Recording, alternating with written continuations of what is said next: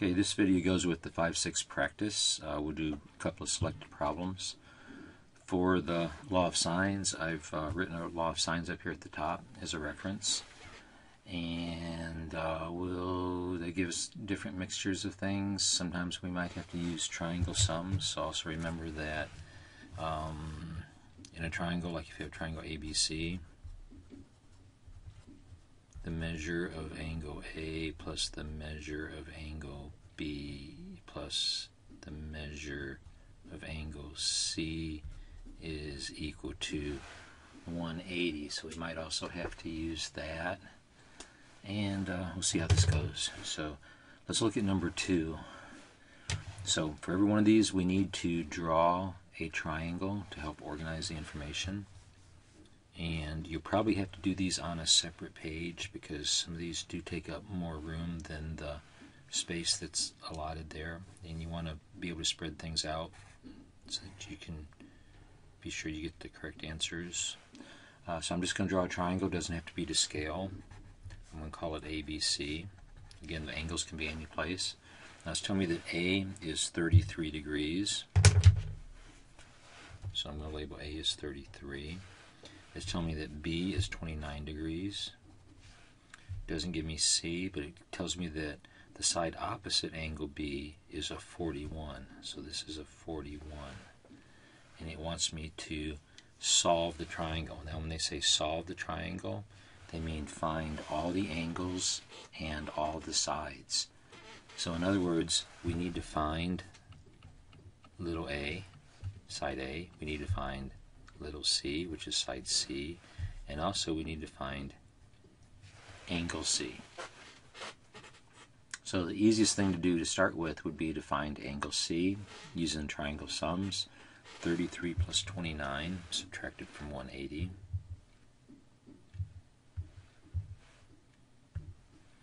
And we want to subtract that from 180.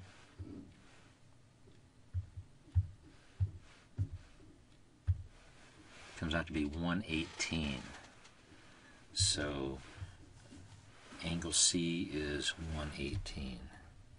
Notice that this isn't drawn to scale. This is just so we can use this as a reference to organize the information. So the law of sines says that an angle and its opposite, the sine of an angle and its opposite side is equal to the sine of another angle and its opposite side, and so on. So they're given us, so the first thing we need to do is find the situation where they're giving us an angle and its opposite side. So we've got a 29 and a 41, so sine 29 over 41, and if we want to say solve for C first, is equal to sine 118 over C. So we have a ratio to solve. We can cross multiply. C sine 29 is equal to 41 sine 118. We're going to get C by itself, so divide by sine 29. C is equal to 41 sine 118 over sine 29. And then we'll use the calculator in a second and simplify that. And when we do simplify, they want us to round it to the nearest tenth. We also need to find B. No, we have B. We also need to find A, side A. So using the one that they gave us, which is sine 29 over 41. I get a different color here.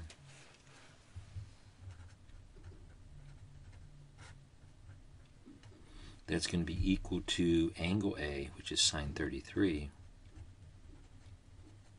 over its opposite side, which is the little a. When we cross multiply, we're going to get, and simplify, we're going to get A is equal to 41 sine 33 divided by sine 29. That's going to give us our side A. So bring the calculator in and see what we get. So we've got 41 times the sine of 118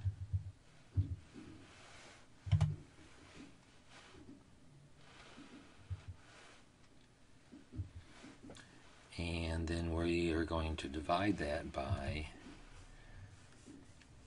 where are we at? Sine of 29. And we get 74.6. They want it to the nearest tenth, 74.67. So that rounds off to 74.7.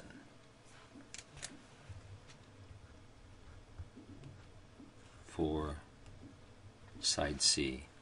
Do the same thing for A. We have 41 sine 33, so 41 times 33 sine equals, got the numerator done, and we need to divide that by sine 29. I forgot to do the divide, so let's start over again.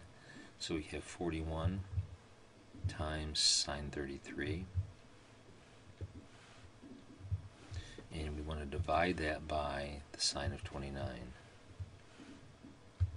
It comes out to be 46.05, which is 46.1 when we round it off. So we've completely solved this triangle. We found out that angle C is 118, side C is 74.7, and side A is 46.1. So they gave us three sides and or angles, and we found the missing sides and angles to make up the 6 total that are in the triangle. Okay, let's see. Let's look at number 5. Now number 5 is an area problem. It wants to find the area of each triangle. And so our area formula that we'll most likely be using is this one here, where the area is 1/2 the sides times the sine of the included angle that are given to us. If they don't give us an SAS pattern, then we might have to use law of sines to find one of the missing sides so we can actually make it into an SAS pattern. The other formula that we have for the area is side, side, side, and I don't think any of these actually use side, side, side, but that is another formula that you may run up on some of the other sheets.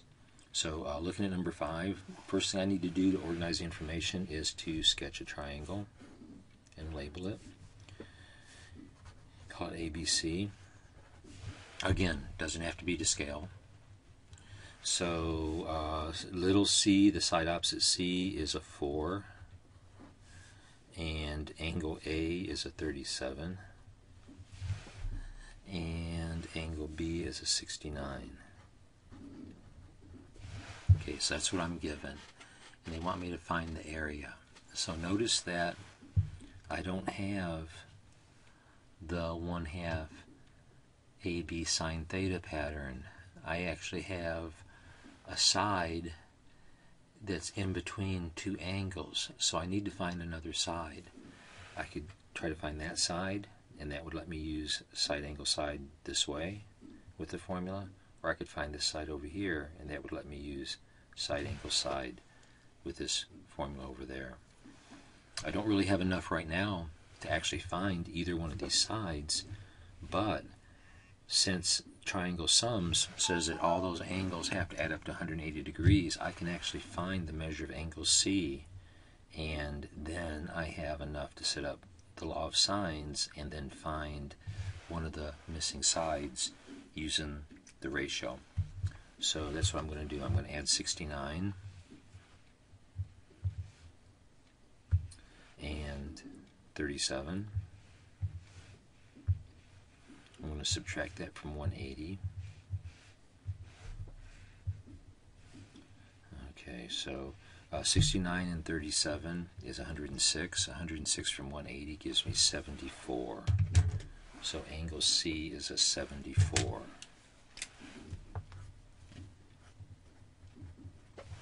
So I've got angle C and its opposite side that I can use, and I'm going to use the law of sines to find one of the other missing sides. It doesn't really matter which way we go. We'll just go for this side over here. So I'm going to set up sine 74 over 4 is equal to sine 37 over A, since this is the side opposite vertex, the vertex A. Now I can cross multiply and simplify. I'm going to get A is equal to 4 sine 37 divided by sine 74.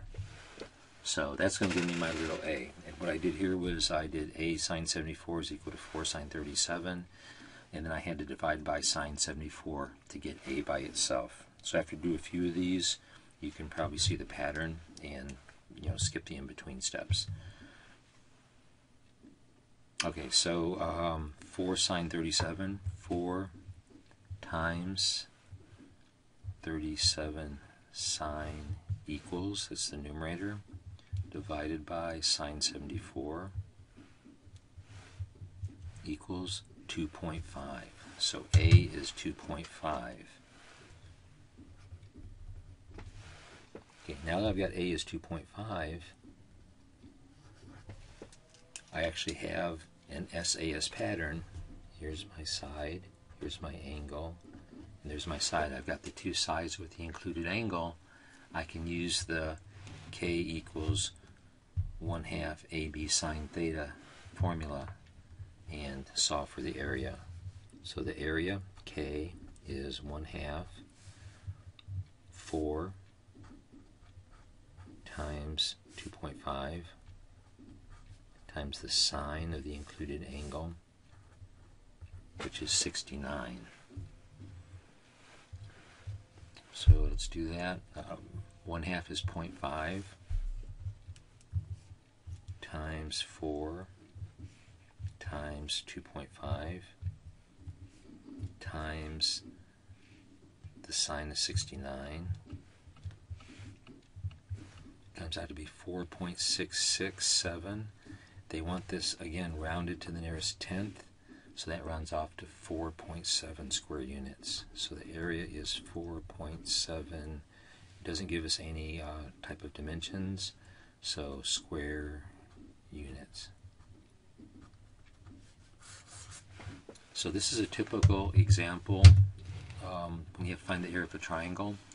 They may not straight out give you the side angle side pattern, so you might have to use law of sines to find one of the additional sides. You might have to use triangle sums to find out one of the angles, and then once you have the pattern, you can use it. Let's do one more. Let's do, say, number 9 over here and see what's going on with number 9. So I want to sketch the triangle ABC. A is 115 degrees. B is 15. And C is 20. So notice that for this one I have the SAS given to me. I've got the side, I've got the angle, and I've got the side. So I can straight out go into the formula here.